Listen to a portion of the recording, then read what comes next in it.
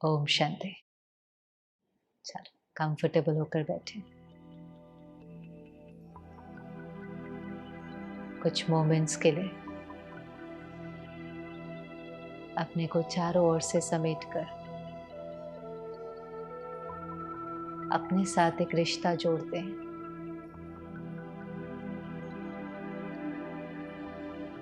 Reflect करें, मेरा आज का दिन कैसा था। टोटल साइलेंस में अपने थॉट्स, वर्ड्स और एक्शंस को चेक करें। दिन भर में बहुत सारी सीन्स और सिचुएशंस थी, बहुत सारे रोल्स प्ले किए, बहुत सारे रिस्पॉन्सेस थे। Was I peaceful?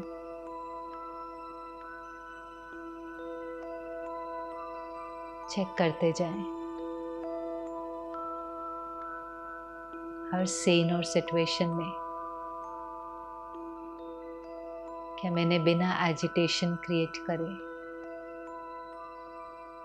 बिना स्ट्रेस क्रिएट करे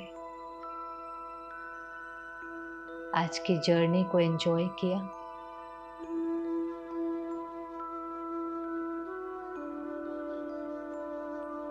और अगर लगता है कि कहीं पर भी चेंज लाने की ज़रूरत है तो रियलाइज करें, अपने से पूछें, इज देयर अनदर वे? क्या कोई दूसरा तरीका है?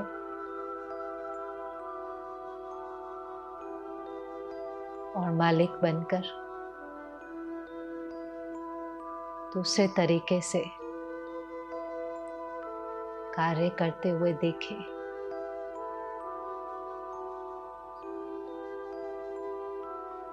हमारा एक एक कर्म हमारी सोल पावर को बढ़ाना चाहिए। कोई कर्म ऐसा ना हो जो हमारी पावर डिप्लीट हो जाए। It is very important that I enjoy this journey of life. जीवन की यात्रा खुशी से भरी हुई हो।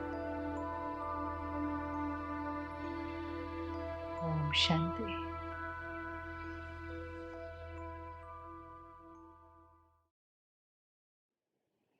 ओम शांति। अभी पक्का हो गया ओम शांति का मतलब क्या है? I am a peaceful soul. कईयों को शब्द ही नहीं अच्छा लगता, कहते क्या पीस पीस, इतना पैसिव जैसा हो जाता है। पीस का मतलब ये नहीं है कि हम बाहर कुछ कर नहीं रहे हैं। पीस का मतलब सिर्फ ये भी नहीं है कि एब्सेंस ऑफ वॉर है। कई बार लगता है अच्छा युद्ध नहीं है तो पीस है, नहीं। हम जो रोज़ पीस की बात कर रहे हैं वो क्या है? State of mind. कि कोई अंदर में एजिटेशन नहीं है, कोई अंदर में स्ट्रेस नहीं है। ऐसा नहीं है कि हम कुछ कर नहीं रहे हैं, हम पैसिव या स्लो डाउन नहीं हो रहे हैं। आज मानो आपकी ट्रेन है और आपकी ट्रेन आपको लग रहा है टाइम हो गया है, छूटने वाली है, तो पीसफुल का मतलब ये थोड़ी ना है कि हम धीरे धीरे धीरे धीरे जाएंगे, अब मिस हो जाए तो मिस हो जाए, हम तो बहुत पीसफुल है। नहीं, उस समय पर क्या करेंगे? अगर लेट हो रहे हैं तो भागेंगे ही ना उसको पकड़ने के लिए, पुरुषार्थ तो करेंगे ना। तो फिजिकली भले हम भाग रहे हैं लेकिन क्या नहीं भागना चाहिए? हाँ, जो बार बार हम पीस की बात कर रहे हैं वो मन नहीं भागना चाहिए। कई बार वो मन भागना शुरू हो जाता है, छूट गई तो क्या होगा, फिर क्या होगा, उसके बाद क्या होगा। और जब मन भागना शुरू हो जाता है तो तन पर प्रभाव पड़ने लगता है।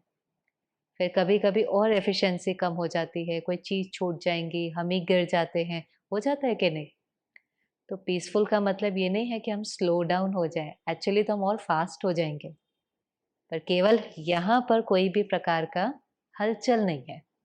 यहाँ जो स्टेट ऑफ माइंड है वो एवरी थॉट जो हम क्रिएट कर रहे हैं वो पॉजिटिव है, और बाहर भागना भी पड़ता है तो भागते हैं, इम्पोर्टेंट डिसीजन भी लेना पड़ता है तो लेते हैं, लीगल एक्शन लेना पड़ता है वो भी लेते हैं, किसी को नौकरी से निकालना पड़ता है तो वो भी शांति और प्यार से करते हैं, सब करते हैं।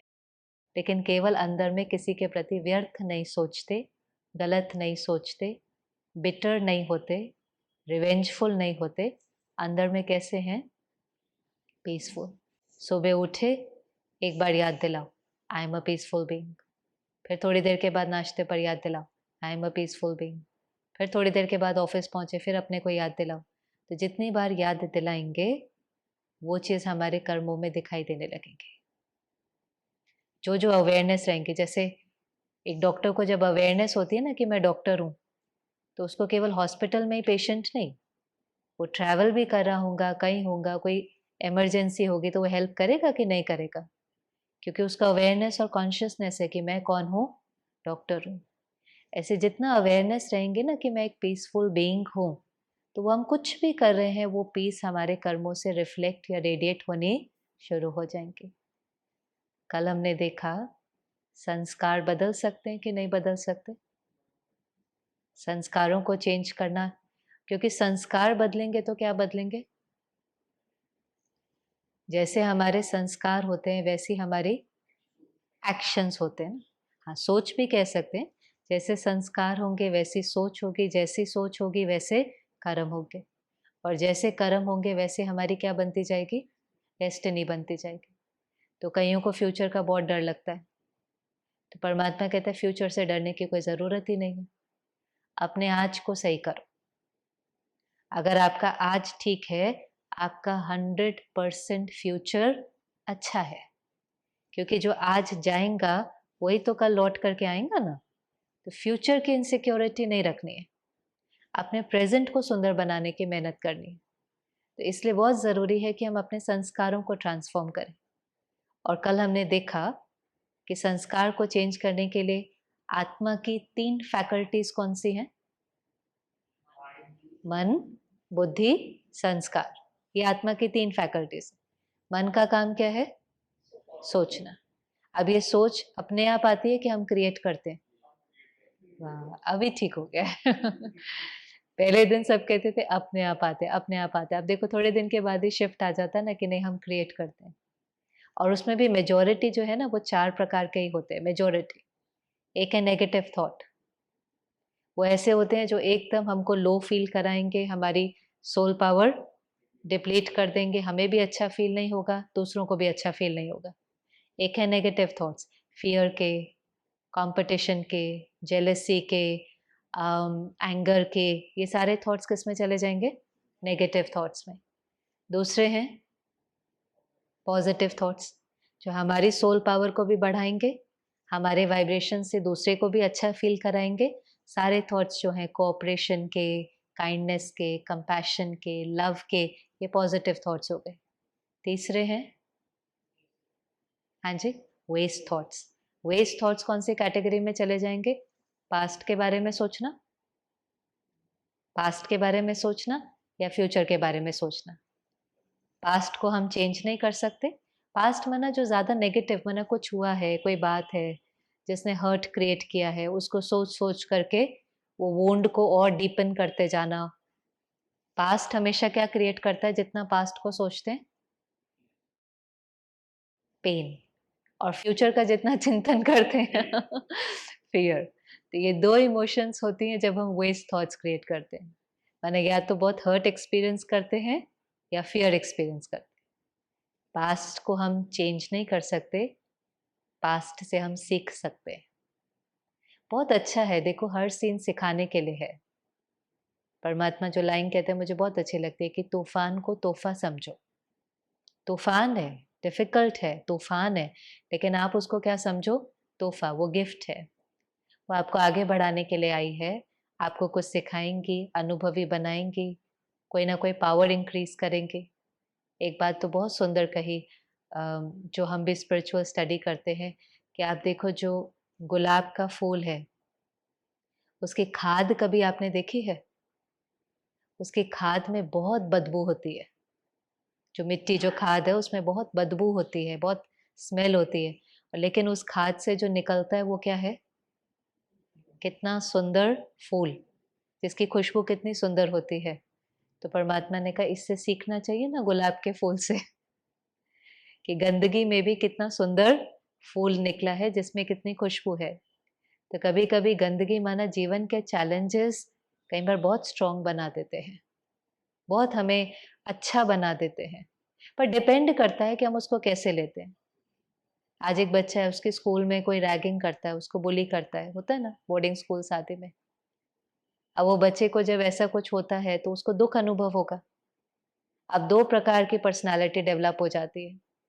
एक है कि मुझे किसी ने बुली किया, मुझे किसी ने रैग किया, मुझे पता चला कि जब कोई ऐसा करता है तो मुझे बहुत दुख हुआ, हर्ट एक्सपीरियंस हुआ, सेल्फ रिस्पेक्ट अफेक्ट हुई।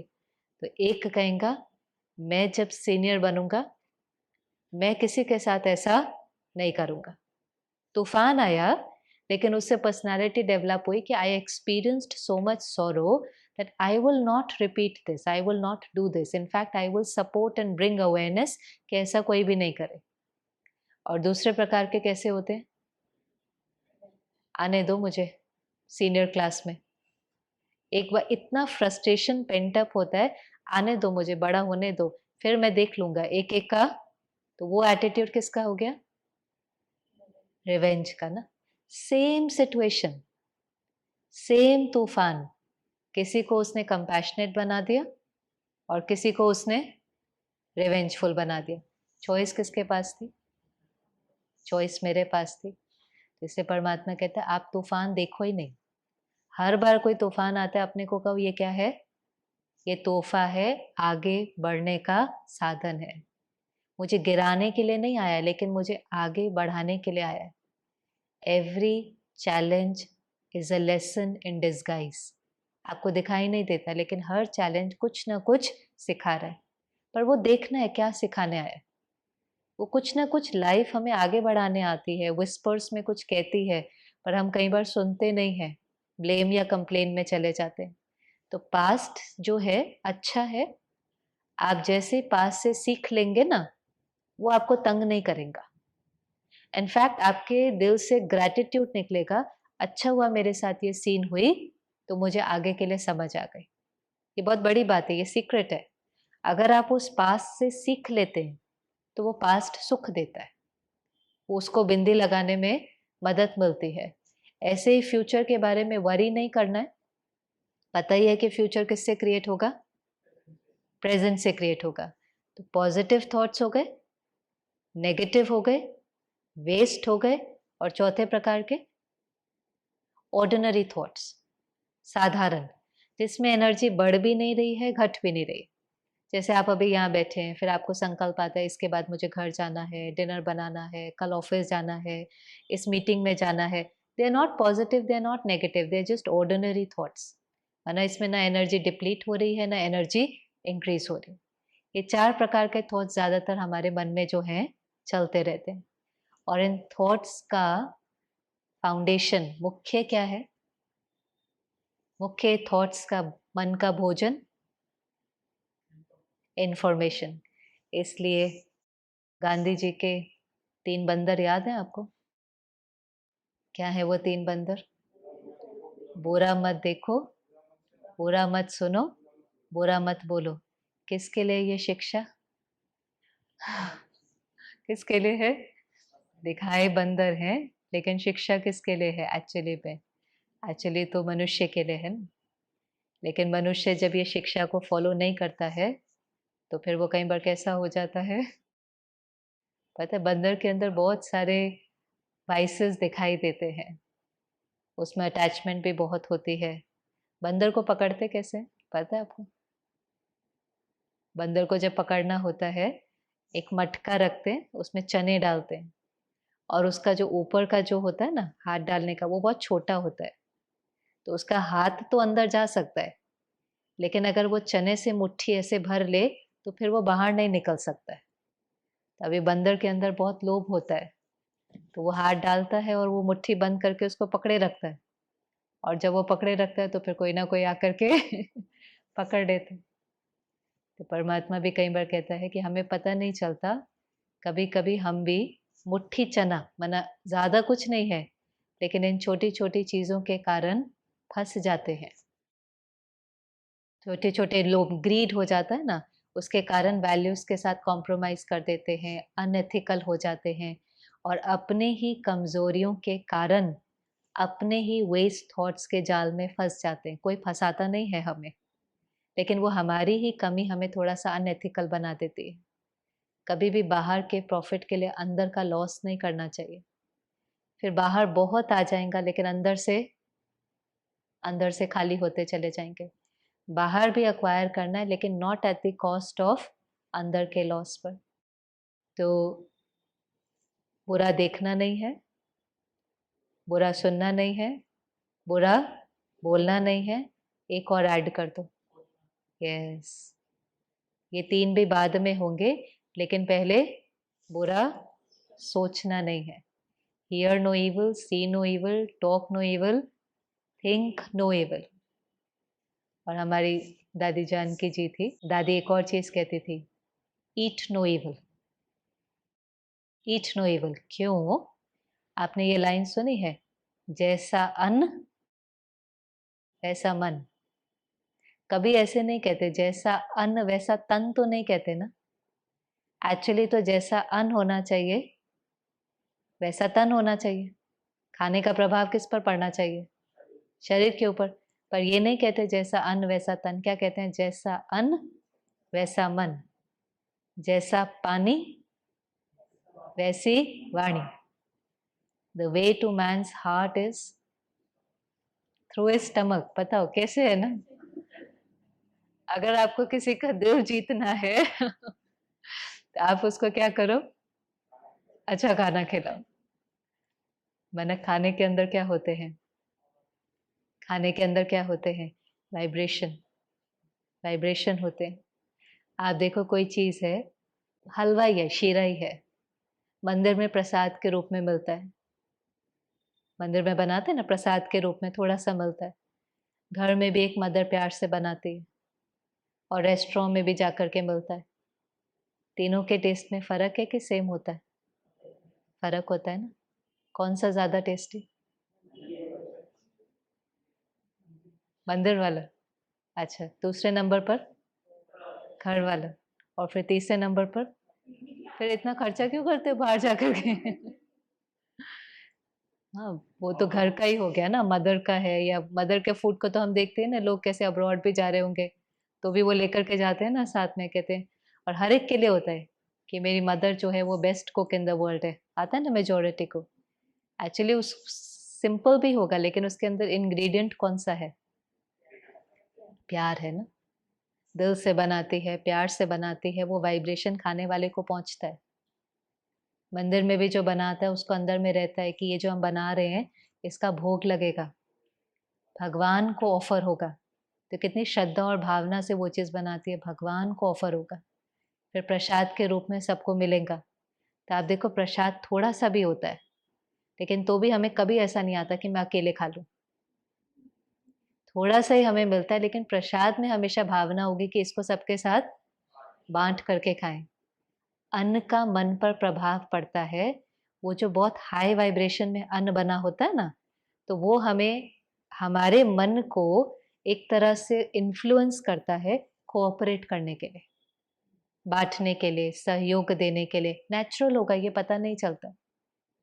अगर किसी ने भोजन बनाया है, जैसे रेस्टोरेंट या होटल में अगर कोई बनाता है, तो उसमें टेस्ट होगा, लेकिन उसका इंटेंशन पीछे बनाने का क्या है? Money, profit. होता है कि नहीं होता? और तो उनका कोई इंटेंट तो नहीं है ना? टेस्ट वो भी डेवलप कर सकते हैं स्पाइसेस आदि, शायद हमसे बेटर कुक होंगे, लेकिन उनकी इंटेंशन जो है वो है मनी की। जो सारा दिन बाहर से खाते हैं, सारा मील्स बाहर, बाहर, बाहर खा रहे हैं, धीरे-धीरे उनको पता ही नहीं चलेगा, लेकिन उनका भी इंटेंट, उनका मन भी किसकी तरफ भागना शुरू कर देगा? पैसे की तरफ। जो घर का खाते हैं बना हुआ, उनको मनी से पहले किसकी केयर होने लग जाएँगी? घर वालों की। इट इज़ वेरी सटल, ये एनर्जी है। जैसा अन्न वैसा मन, ये बहुत सटल है। आप अगर बाहर का ही खाते हैं, आपके इंटेंट में होगा मुझे प्रॉफिट चाहिए, धन कमाना है, धन कमाना है। जो घर का खाता है वो प्यार का वाइब्रेशन जाते, जाते, जाते, जाते उसको लगेगा, वो ऑटोमैटिकली रिश्तों के प्रति एक रिस्पॉन्सिबिलिटी होगी, हम उनको हमेशा पहले रखेंगे। इसलिए अगर घर में किसी के मन को बदलना है, तो सबसे ईज़ी तरीका क्या है? खाना तो खिलाते ही हैं, लेकिन कैसे खाना खिलाना है? वो खाना बनाते समय हमारी मन की स्थिति बहुत एलिवेटेड होनी चाहिए। परमात्मा हमें कहता है खाने का समय को ना योग का समय बना दो। जब आप खाना बना रहे हो वो आपकी तपस्या का समय, वरना उस समय कई बार आजकल खाना बनाते-बनाते फ़ोन पर भी बात कर लेते हैं, टीवी भी देख लेते हैं।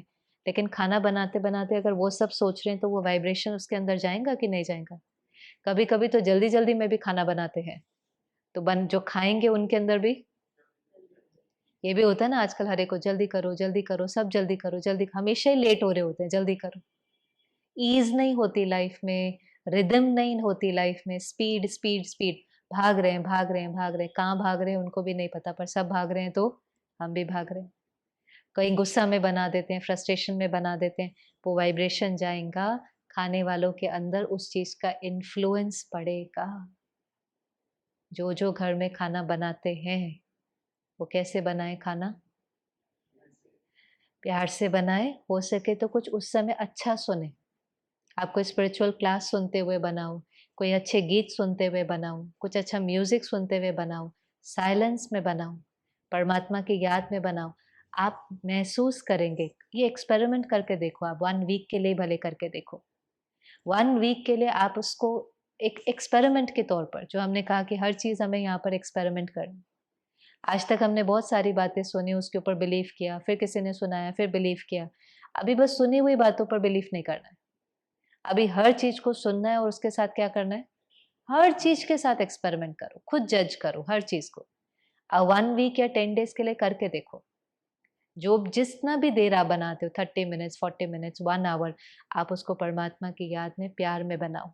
जो आ नहीं रहे हैं ना सुनने के लिए रोज़, घर में दूसरे लोग, उनका भी मन शांत होने लगेगा, उनकी भी बुद्धि प्योर होने लगेंगी, उसके ऊपर भी उस चीज़ का इन्फ्लुएंस पड़ने लगेगा। एक रिसर्च हुई थी, आप देख सकते हैं उसको यूट्यूब पर, शायद किसी ने देखी भी होगी।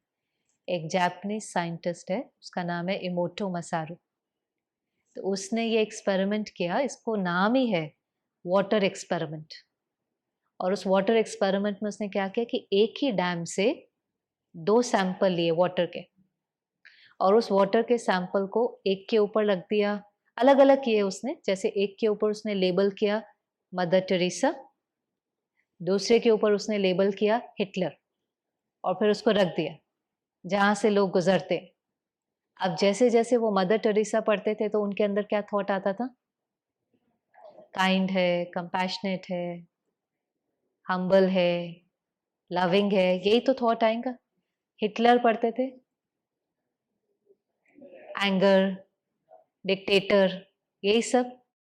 थोड़े समय के बाद 1 वीक के बाद वापस उनके क्रिस्टलाइन फॉर्म का फ़ोटो निकाला माइक्रोस्कोप के नीचे, और उन्होंने देखा कि जिसके ऊपर मदर टेरेसा लिखा था, इतना सुंदर क्रिस्टलाइन फॉर्मेशन डेवलप हो गया, और जिसके ऊपर हिटलर लिखा था उसका बहुत उसके अंदर dark dark dark dark spots पड़ गए थे। And then he did many experiments, एक पे लिखा थैंक यू, दूसरे पे लिखा आई हेट यू, एक के ऊपर ऐसे भिन्न-भिन्न शब्दों के साथ उसको ऐसी जगह पर रखा जहाँ बहुत लोग क्रॉस करते हैं। एंड देन उसका जो उसने एसेंस बताया, जो उसका सार बताया कि हमारे थॉट्स, हमारे वर्ड्स और हमारे इंटेंशंस का प्रभाव किसके ऊपर पड़ता है? पानी के ऊपर। हमारे थॉट्स, हमारे वर्ड्स और हमारे इंटेंशंस का प्रभाव किसके ऊपर पड़ता है? पानी के ऊपर। और जब मैं ये सारा एक्सपेरिमेंट देख रही थी, तो मुझे फिर अंदर में आया कि हमारी बॉडी कितनी परसेंट वाटर है? 70% से भी ज़्यादा, जो भी कहते हैं हमारी बॉडी वाटर से बनी है, तो हमारे थॉट, हमारे वर्ड और हमारे इंटेंशन का प्रभाव बाहर के पानी पर तो बाद में पड़ेगा। लेकिन पहले किस पर इन्फ्लुएंस पड़ेगा? तो इसलिए पानी भी कैसा, कोई भी चीज़ आप खाते हो 1 मिनट पहले तो करते थे, पता है पहले ये बहुत हमारा लाइफ़स्टाइल था। एक स्कूल में भी इंटरवल होता था ना, तो सब पहले खड़े होते थे, फिर प्रेयर करते थे, जो फूड हमें मिला है उसके लिए थैंक यू करते थे, ग्रैटिट्यूड करते थे, वो एनर्जी उस फूड में अब्ज़ॉर्ब होती थी, फिर उसको स्वीकार करते थे। ग्रैटिट्यूड का संस्कार ही था। धीरे-धीरे अभी हो गया है टाइम नहीं है, ग्रैब अ बाइट बात भी कर रहे हैं, गाने भी सुन रहे हैं।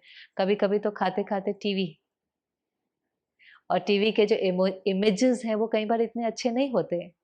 तो आप हेल्दी फूड भी खा रहे हैं लेकिन कंज़्यूम क्या कर रहे हैं? Negative emotions.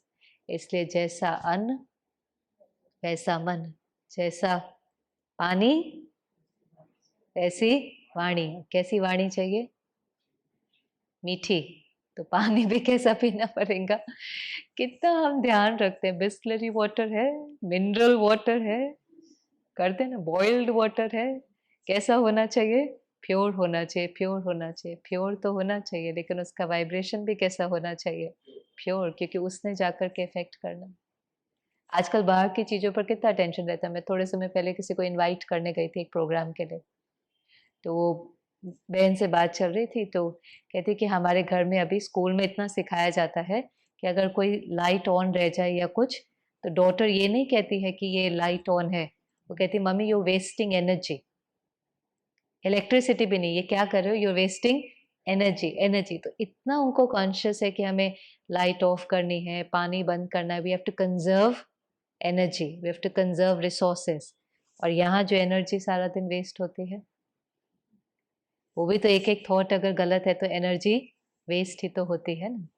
और डाइट वैसे भी कैसी होनी चाहिए हमारी, वेजिटेरियन कि नॉन वेजिटेरियन? उसके अंदर भी आप देखो, जो अगर हम किसी को भी मार करके खाते हैं, भले कितना भी टेस्ट के नाम पर या प्रोटीन के नाम पर, कभी देखा है आपने पेट्स में कोई फीलिंग्स या इमोशंस होती हैं? किसी भी पेट के पास आप आओ, फ्रेंडली होते हैं, कितने फ्रेंडली होते हैं कि नहीं होते हैं? मेजॉरिटी पेट्स बहुत फ्रेंडली होते हैं और फीलिंग्स होती है उनके अंदर। कभी-कभी तो कई ऐसी-ऐसी वीडियोज़ पे देखते हैं कि कोई स्नेक्स के साथ रहता है, गोरिल्ला के साथ रहता है, वो भी अगर शुरू से उनको प्यार देता है, तो जो एक्चुअली डेंजरस माने जाते हैं, हिंसक माने जाते हैं, वो भी कैसे हो जाते हैं? अपने मालिक को पहचान करके बहुत उसके प्रति लविंग होते हैं। मानो उसके अंदर कितने इमोशंस हैं। अगर किसी के अंदर इमोशंस है और आप उसको पहले तो बांध के रखते हो, ये जो स्लॉटर हाउसेस होते हैं इनकी कंडीशंस बहुत अच्छी नहीं है। किसी ने एक बार कहा था इफ स्लॉटर हाउस माना जहाँ उन्हों को स्लॉटर किया जाता है, मारा जाता है, if slaughter houses had glass walls nobody would be a non vegetarian.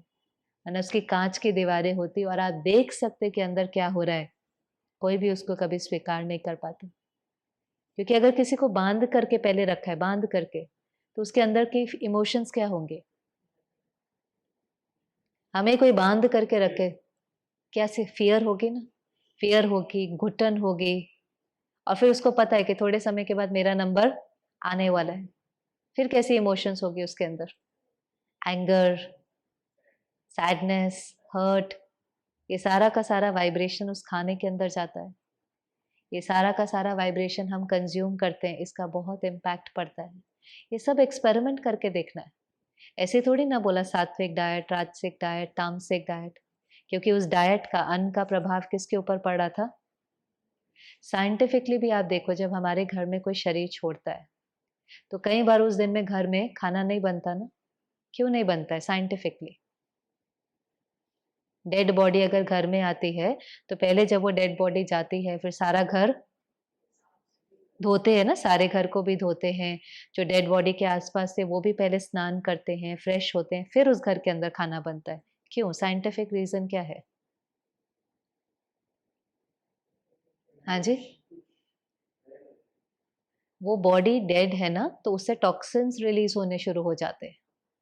इसलिए आप बहुत समय तक तो डेड बॉडी नहीं रख सकते, थोड़ा भी उसको प्रिज़र्व करना होता है, तो कैसे उसको आइस आदि में रखते हैं।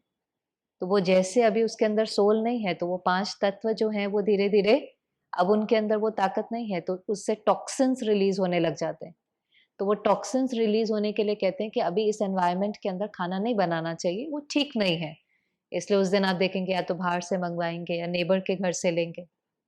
तो माना हमारे घर में भी अगर कोई मरता है और टॉक्सिन्स रिलीज होते हैं तो उस दिन घर में खाना नहीं बनता है। तो मरे हुए का तो खाना कैसे बन सकता है? मरे हुए का खाना तो उसमें से भी तो टॉक्सिन्स रिलीज होते हैं ना। और एक्चुअली भी अगर आप उसको देखो उसका कलर और जो मार्केट में मिलता है कलर वो तो बहुत अलग है क्योंकि उसको प्रिजर्व करना पड़ता है। और ये सब चीज़ें एक्सपेरिमेंट करके देखनी होती है कि वो अन्न का मन हमारा मन ऑटोमेटिकली प्योर होने लगता है। हमें चाहिए ही तो पीस ना। अगर पीस के लिए हम थोड़े-थोड़े प्रिकॉशंस करते हैं, डिसिप्लिन्स बनाते हैं, तो ऑटोमैटिकली वो अन्न का मन के ऊपर प्रभाव पड़ेगा। आप बहुत प्यार में, परमात्मा की याद में बनाया हुआ अन्न खाएँगे, आपका डायरेक्ट उसका इन्फ्लुएंस मन पर पड़ेगा, मन शांत होने लगेगा। आज एक पायलट भी होता है, उसको भी कई चीज़ों का टेस्ट करते हैं। जैसे एक पायलट है, वो उसको कुछ 24 आवर्स या 48 आवर्स तक पहले तक अल्कोहल नहीं ले सकता, अनियन गार्लिक नहीं ले सकता, गार्लिक शायद कई चीज़ें, क्योंकि वो तामसिक में आती हैं, उससे आपकी ब्रेन वेव्स फास्ट हो जाती हैं, आपका रिएक्शन टाइम स्लो हो जाता है। आपका रिएक्शन टाइम अगर स्लो हो जाए और वो प्लेन चलाना है उसको, तो उसका रिएक्शन टाइम बहुत फास्ट होना चाहिए। तो उन्हों को भी कई चीज़ों के रिस्ट्रिक्शंस होते हैं कि आप ये कंज़्यूम नहीं कर सकते क्योंकि इसका आपके ब्रेन पर या माइंड के ऊपर इन्फ्लुएंस पड़ता है। तो कुछ चीज़ें हम अगर लाइफ़स्टाइल में चेंजेस लेकर आते हैं, हमारी इन्फॉर्मेशन कंज़म्पशन प्योर है। जो अब हमने हमने गांधी जी के 3 बंदर को कितने बंदर कर दिए? 5। बुरा नहीं देखना है, बुरा नहीं सुनना है, बुरा नहीं बोलना है, बुरा नहीं सोचना है, बुरा नहीं खाना है। कल मैं एक क्लास सुन रही थी, बहुत सुंदर थी। हमारी दादी सुना रही थी कि हम जब चिट-चैट करते हैं, तो वो आपस में दादी माने सीनियर सिस्टर, दोनों आपस में चिट-चैट कर रही होंगी, बहुत स्वीट कन्वर्सेशन। तो कहा मैंने दादी को कहा एक दादी ने दूसरी दादी को कहा कि हमें ये 2 कान मिले ही क्यों हैं? ये मिले ही इसलिए हैं कि अगर कोई व्यर्थ बात होती है ना, तो एक कान से सुने, दूसरे से निकाल दें। इसीलिए तो 2 कान है, एक से सुना, दूसरे से निकाल दें। तो दूसरी सिस्टर स्वीटली कहती है, नहीं-नहीं इसमें भी बहुत रिस्क है, क्योंकि दोनों कान के बीच में ना मन आ जाता है और कोई चीज़ अगर सुन ली और अगर वो नेगेटिव है, तो फिर उसका चिंतन चलना शुरू हो जाता है और जिसका चिंतन चलता है, वो चीज़ फिर वर्णन में आती है। आप जो चर्न कर रहे हैं, आप कुछ सोच रहे हैं, फिर आपको जो मिलेगा, आप वही उसके साथ शेयर करेंगे। पता है आज क्या हुआ था? उसने ऐसा बोला था, उसने ऐसा कहा था। होता है कि नहीं होता? जिसका फ़ोन आ जाएगा, जो होगा उसके साथ वो बात मन में चल रही है, तो शेयरिंग में तो आएँगे। तो जो चिंतन में है, वो फिर किसमें आ जाएगा? वर्णन में, शेयरिंग में आ जाएगा और उससे फिर हमारा भी मन डिस्टर्ब होगा, एनवायरनमेंट भी खराब होगा। तो कहा कि नहीं गलत सुनना ही नहीं है और गलत सुनना पता है कैसे होता है कि कोई आकर के हमको कहता है, पता है वो आपके बारे में क्या बात कर रहे थे? हम क्या कहते हैं? क्या कह रहे थे? बताना क्या कह रहे थे? फिर कहेगा नहीं, नहीं रहने दो ना ऐसी कोई इतनी ऐसी बड़ी बात नहीं थी पर फिर हम कहेंगे नहीं, नहीं, नहीं, नहीं अभी तो शुरू किया ना। आपको पता भी चल रहा है कि वो बात कैसी है, नेगेटिव है। किसी को फीडबैक देना है, आकर के मुझे दे ना फीडबैक। वाया-वाया तो वैसे भी वो चीज़ के ऊपर हर एक का परसेप्शन की लेयर चढ़ जाती है। मैंने सुना उसमें मेरा परसेप्शन ऐड होगा, फिर मैंने किसी के साथ शेयर किया उसका परसेप्शन ऐड होगा। वो चाइनीज़ विस्पर देखा है? वो जब तक करके बात घूम करके आती है उसका रूप ही बदल जाता है। पता नहीं किसी ने कोई बात इतने ऐसी हल्के भाव में कह दी होंगी, शुभ भावना से कह दी होंगी, जब तक वो घूम कर आती है उसकी भावना पूरी की पूरी चेंज हो जाती है। और हमें लगता है अच्छा उसने ऐसा कहा बस फिर मन चलना शुरू हो जाता है। अगर लगता है कि ये काम की बात नहीं है तो सीधा क्या कहना है, नहीं, नहीं मुझे नहीं सुनना है। हैरान हो जाएँगे वो, पर हमें किसका ध्यान रखना है? आप बताओ हम परफेक्ट हैं क्या? हमारे अंदर कुछ ना कुछ कमी है कि नहीं है? तो अगर हमारे अंदर कोई ना कोई वीकनेस है, तो अगर मेरे अंदर एंगर है या थोड़ी ईगो है थोड़ी बहुत कि नहीं है कि किसको लगता है परफेक्ट है? थोड़ा-थोड़ा है ना? तो वो एंगर, ईगो अगर मुझे दुःख देता है, तो मेरे से किसी और को भी दुःख हो जाता होगा ना कभी न कभी, ना चाह कर के भी, हो जाता होगा कि नहीं? और अगर हो जाता है और अगर उसने मेरे बारे में थोड़ा-सा किसी को कुछ कह दिया, तो कोई बड़ी बात है क्या? वो ईगो मेरी मुझे ही अभी दुःख दे रही है। मेरा एंगर का संस्कार मुझे ही दुःख दे रहा है। मुझे दुःख दे रहा है तो दूसरे को भी देगा ही। अब उसको अगर दुःख मिला और अगर उसने कुछ कह भी दिया, what is such a big deal, इसमें इतनी बड़ी बात ही क्या है? एक ही लाइन तो अपने को कहनी है कि मैं वर्क इन प्रोग्रेस हूँ, मैं परफेक्ट नहीं हूँ। हो सकता है मेरी इस बात से उनको दुःख पहुँचा होगा। I will apologise but still I have stepped on to a very high journey to change myself. बहुत स्वमान में रहना चाहिए।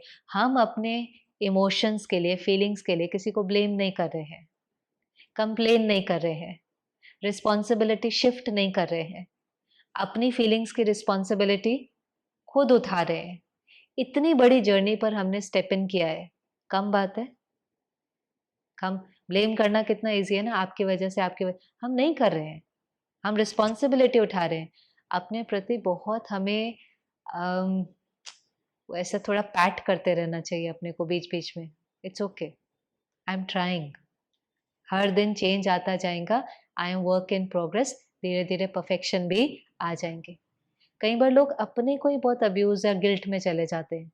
या अच्छा उसने मेरे बारे में ऐसा कहा, कहा तो कहा हुआ होगा कुछ, कौन-सी बड़ी बात है? छोटी बातों को छोटी बातों को छोटा रहने दो। फैमिली में ये बहुत हो जाता है, ननंद ने कह दिया, फलाने ने कह दिया, जेठानी ने कह दिया तो कह दिया ना, इतनी क्या बड़ी बात है? परफेक्ट होते तो कहते तो बात भी थी। पता भी है कि अंदर में कमियाँ हैं तो कह दिया, कोई बात नहीं, आई विल चेंज।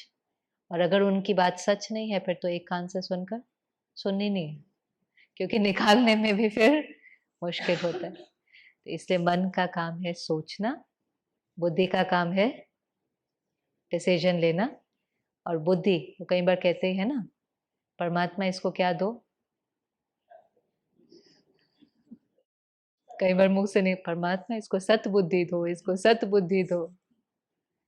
फिर दूसरा ये भी कहते हैं, भगवान जब बुद्धि बांट रहा था, सुने हैं ना सारे कोट्स। तो बुद्धि नहीं बांटता है, वो क्या करता है, परमात्मा ज्ञान का सागर है। आप जो इतने दिन से भी ज्ञान सुन रहे हैं वो उसका ही तो है, कोई मीडियम बन जाता है शेयर करने के लिए। किसी का ज्ञान थोड़ी ना है, कोई मेरा या किसी का भी आप सुने उसका तो नहीं है ना। हम भी रोज स्पिरिचुअल स्टडी करते हैं, फिर जो हमें अनुभव होता है वो हम आपके साथ शेयर कर देते हैं। तो सत बुद्धि माना वो जो ज्ञान सुनाता है, अब कभी कभी वो सुनते सुनते हमारी बुद्धि भटक जाती है।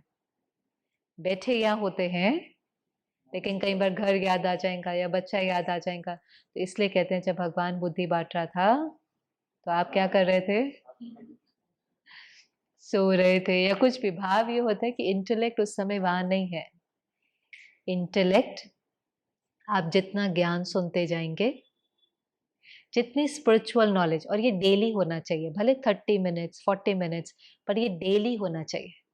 जितनी हम स्पिरिचुअल इंफॉर्मेशन सुनते जाएंगे, हमारी इंटेलेक्ट कैसी होती जाएंगी, क्लीन प्योर होती जाएंगी, प्योर। और ये भी आपने सुना होगा, कहते हैं मन घोड़ा है। सुना है क्या? मन के लिए कई लोग क्या कह देते हैं, मन घोड़ा है, बुद्धि उसकी लगाम है। माना अगर बुद्धि पावरफुल होंगी ना, तो मन आपके कंट्रोल से चलेगा। आप ज्ञान नहीं सुनो रोज, और कोशिश करो अपने मन को ऑर्डर से चलाने की, आपको समझ में नहीं आएगा उसको क्या गाइड करना है, कैसे अपने थॉट्स को ट्रांसफॉर्म करना है, आपको समझ में ही नहीं आएगा। आपको ज्ञान तो चाहिए ना, अपने मन बच्चे की तरह है, पर उस बच्चे को समझाने के लिए, उसको गाइड करने के लिए इंफॉर्मेशन तो चाहिए कि नहीं चाहिए। अब जैसे ये इंफॉर्मेशन भी आपने कहा कि नहीं नहीं, थॉट्स अपने आप नहीं आते, हम क्रिएट करते हैं, ये इंफॉर्मेशन थी ना। तो जब मन गलत सोचने लगा तो आपने उस मन को कहा नहीं, मेरे पास चॉइस है। वरना बिना ज्ञान सुने हम मेडिटेट नहीं कर सकते। कई हमारे पास आते हैं, कहते नहीं हमें ये सब ज्ञान नहीं सुनना है, हमें किस में बिठा दो, हमें साइलेंस में बिठा दो। फिर साइलेंस में वही पुराने थॉट्स ही चलेंगे, वही सुनाई देंगे। नए थॉट्स कॉन्शियसली क्रिएट करने के लिए नई इंफॉर्मेशन तो लेनी पड़ेंगे। एक बार आइंस्टाइन ने बहुत सुंदर लाइन कही थी कि जिस कॉन्शियसनेस के कारण प्रॉब्लम क्रिएट हुई है, आप उसी कॉन्शियसनेस में वो प्रॉब्लम सॉल्व नहीं कर सकते। आपको अपनी कॉन्शियसनेस को एलिवेट करना पड़ेगा, हायर लेवल पर जाना पड़ेगा उस प्रॉब्लम को सॉल्व करने के लिए। तो जो भी हमारे सामने बातें हैं, वो हमारे उस मन की स्थिति के कारण थी। अगर उन प्रॉब्लम्स को हमें चेंज करना है या ट्रांसफॉर्म करना है, तो हम अपने जब तक हायर कॉन्शियसनेस में नहीं जाएँगे, एलिवेटेड स्टेज में नहीं जाएँगे, तो उसका सॉल्यूशन भी नहीं मिलेगा। तो बुद्धि लगाम की तरह है, जितनी बुद्धि प्योर, रिफाइन, डिवाइन होती जाएँगी, मन बहुत आपका कहना मानेगा। किसका मन है? बोलते ही क्या है? मेरा मन। मेरा नहीं मानेगा तो किसकी मानेगा? हम औरों के मन को समझाने की कोशिश करते हैं ना, जब हम किसी को कहते हैं, ऑर्डर करते हैं, तो हम एक्चुअली क्या करने की कोशिश करते हैं कि उसका मन मेरे अनुसार चले, जो हर बार पॉसिबल नहीं है। वो भी हम कभी-कभी कर लेते हैं। हम उसके मन को भी अपने अनुसार चला लेते हैं। अपने मन को तो अपने अनुसार चला ही सकते हैं ना। तो ये लाइन कभी नहीं कहना कि मेरा मन मेरी मानता नहीं है। मेरा मन सिर्फ़ और सिर्फ़ किसकी मानता है? मेरी। मेरा मन बिल्कुल ऐसा है जैसे एक राजा के कर्मचारी होते हैं ना, तो वो राजा है, जैसे चाहे उनको चला सकता है। मैं आत्मा कौन हूँ? राजा। मन, बुद्धि, संस्कार मेरे कर्मचारी हैं। हाथ, कान, नाक, आँख मेरे कर्मचारी हैं। मेरा शरीर है, मेरा आँख है, मेरा मुख है, मेरी बात मानेंगे, 100% मानेंगे। आपने इनसे बात करके देखी है कभी? आज किसी बच्चे को आप डिसिप्लिन नहीं करो, उसको समझाओ नहीं, गाइड नहीं करो, एजुकेट नहीं करो, डिसिप्लिन नहीं करो, तो क्या होगा फिर? वो थोड़ा-सा कहेंगे नहीं, किसी की बात मानता ही नहीं है, क्योंकि समझाया नहीं है। ऐसे अपने मन को रोज़ समझाओ, प्यार से समझाओ, वो हमारी बात ज़रूर मानेगा। और फिर जैसा मन वैसी बुद्धि, वैसे वैसे संस्कार। कोई भी संस्कार हम चेंज कर सकते हैं। मानो हमें यही संस्कार चेंज करना है, झूठ बोलने का। कल हमने देखा कि हम इसलिए झूठ बोलते हैं क्योंकि सामने वाला नाराज़ हो जाता है।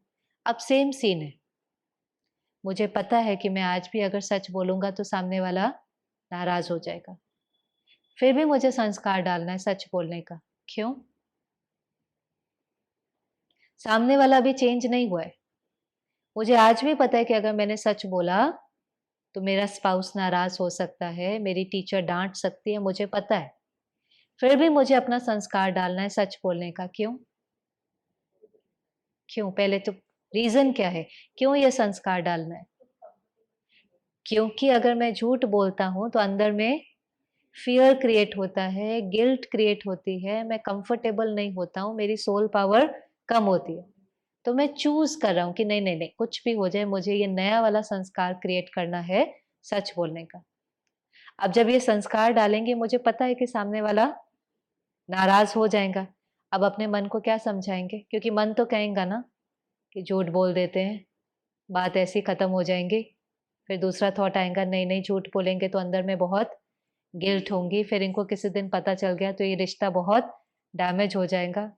फिर मन कहेगा कौन बताएगा, इनको कहीं से नहीं पता चलेगा, किसी को ये बात पता ही नहीं है। फिर मन कहेगा मुझे तो पता है ना, मुझे रात को नींद भी नहीं आएँगी, चलेगा ना ये कॉन्फ्लिक्ट। फिर अपने मन को क्या कहेंगे? अपने मन को कहना है, भले नाराज़ हो जाएँगे कोई बात नहीं, मैं ये कॉन्सिक्वेंस अभी फेस करूँगा। आज नाराज़ होंगे कोई बात नहीं, 2 दिन में ठीक हो जाएँगे। झूठ बोलते-बोलते किसी दिन वो बात सामने आई, फिर उस कॉन्सिक्वेंस को फेस करना मेरे लिए बहुत मुश्किल होगा। और सच में इतनी स्वीटनेस होती है कि आप जब जाकर के किसी को सच बोलते हैं, तो आधा तो वो वैसे ही पिघल जाता है, कहता है अच्छा ठीक है कोई बात नहीं, क्योंकि उसको भी तो वो प्योर वाइब्रेशन जाता है ना, रिस्पॉन्सिबल हो जाता है वो व्यक्ति कि देखो इसने हिम्मत करके मेरे साथ सच तो बोला ना, कहेंगे अच्छा कोई बात नहीं आप आगे से ध्यान देना, मेजॉरिटी अगर रिश्ता अच्छा है। और थोड़ा नाराज़ भी हुआ ना, तो क्योंकि आपका मन अभी हल्का हो गया है, तो आपकी प्योरिटी, आपकी प्योर वाइब्रेशन, आपकी प्यार, आपका सम्मान हील कर देगा उनको। 1 या 2 दिन में उनको हील कर देगा, वो ठीक हो जाएँगे। 2 दिन में ही ठीक हो जाएँगे। और अगर वो चीज़ कहीं और से पता चलेंगी, तो जो दरार पड़ेंगी, रिफ्ट पड़ेंगी, वो नहीं फिर ठीक होती है, वो फिर बहुत उसमें टाइम लगता है। तो इसलिए कोई भी संस्कार हम चेंज कर सकते हैं। पहला स्टेप है रियलाइज़ेशन। रोज़-रोज़ हम यहाँ का क्या कर रहे हैं? रियलाइज़ क्या चेंज करना है, क्या चेंज करना है, अपने से रिश्ता जोड़ें। पहला स्टेप है रियलाइज़ेशन। दूसरा स्टेप है इम्प्लीमेंटेशन, लेकिन उसमें परमात्मा कहता है डिटर्मिनेशन। दृढ़ता ही सफलता की चाबी है। आज किया फिर कल छोड़ दिया, आज क्या नहीं।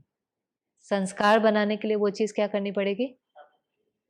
आपको कार सीखनी है, कैसे सीखते हैं? आज सीखी, फिर 5 दिन छोड़ दी, फिर सीखी, फिर 5 दिन, आती है वो चीज़। लेकिन आप कोई चीज़ करते जाओ, करते जाओ, करते जाओ, 21 दिन, 30 दिन, फिर वो क्या हो जाती है?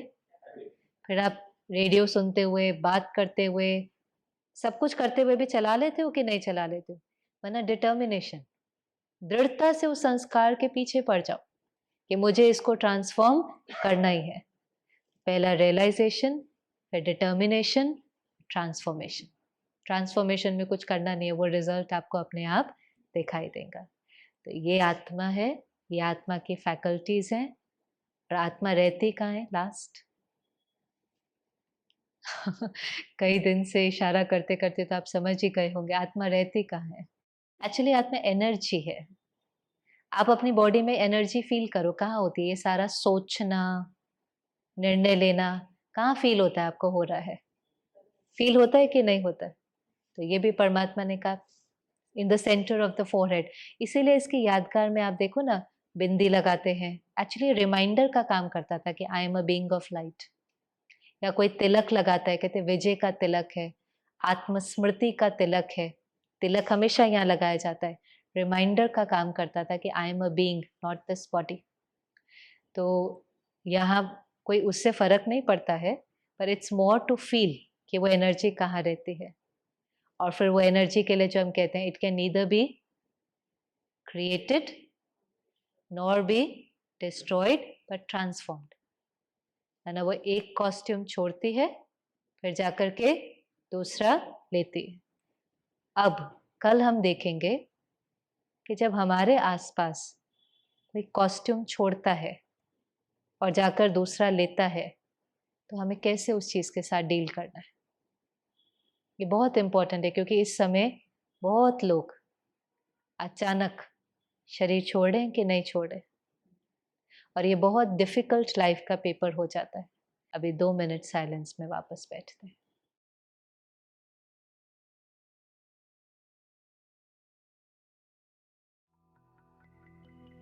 कुछ पलों के लिए फिर से कंफर्टेबल होकर बैठे। अपने को याद दिलाएं कि मैं आत्मा राजा हूँ।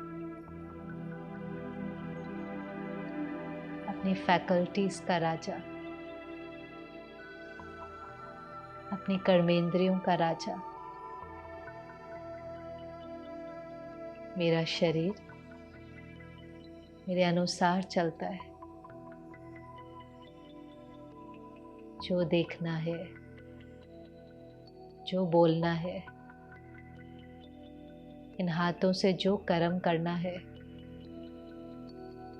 वो मेरी चॉइस है। मेरा मन है। मेरा मन मेरी हर बात मानता है। अपने साथ एक रिश्ता जोड़े, अपने मन से बात करें। जो संस्कार बदलना चाहें वो हम बदल सकते हैं। I am a powerful being. मैं कमजोर नहीं हूं, साधारण भी नहीं हूं। I am unique, God's child. उसके ज्ञान से अपनी बुद्धि को शक्तिशाली बनाकर मैं किसी भी संस्कार को चेंज कर सकती हूँ। मैं मालिक हूँ। कल सारा दिन इस अवेयरनेस में दिन बिताएं कि मैं गुलाम नहीं, मैं मालिक हूँ। ओम शांति।